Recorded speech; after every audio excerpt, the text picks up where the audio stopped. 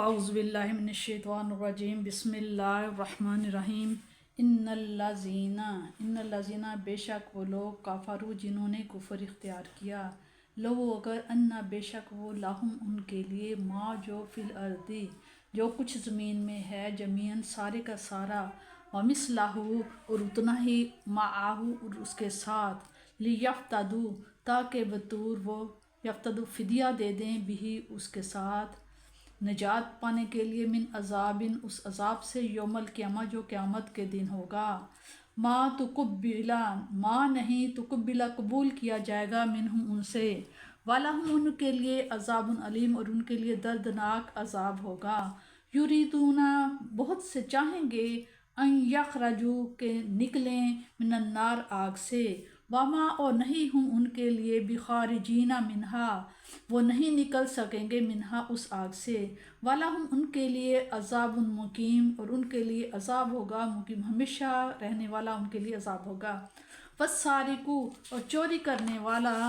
والسارقات اور چوری کرنے والی، فاقطعوا پس کاٹو ایدیہما ان کے ہاتھ، جزاء یہ جزا ہے بدلہ ہے بما جو کاسبہ جو انہوں نے کام کیا، نکالن عبرتناک سزا ہے من اللہ کی طرف سے، واللہ اور اللہ تعالی عزیز حکیم غالب ہے حکمت والا ہے، فمن پس جس نے تابہ توبہ کر لی من بعد اس کے بعد ظلم ہی وہ ظلم کرنے کے بعد، واصلح اور اپنے آپ کو سنوار لیا، فإن اللہ پس بے شک اللہ تعالی یتوب توجہ فرمائے گا الیہ اس کی طرف، ان اللہ بے شک اللہ تعالیٰ غفور بخشنے والا ہے رحیم رحم فرمانے والا ہے، کیا لم نہیں تعلم کیا تو نہیں جانتا کیا تجھے علم نہیں، ان اللہ بے شک اللہ تعالیٰ لاہ اسی کا ہے ملک و بادشاہت السماوات آسمانوں کی والارض اور زمین کی، یعذب عذاب دیتا ہے من یشاء جسے چاہتا ہے، ویغفر و مغفرت کرتا ہے بخش دیتا ہے لمن یشاء جسے چاہتا ہے، واللہ اور اللہ تعالیٰ علی کلی ہر شیء چیز پر قدیر قدرت رکھنے والا ہے، اللہ تعالیٰ ہر چیز پر قدرت رکھنے والا ہے، اللہ تعالیٰ جو چاہے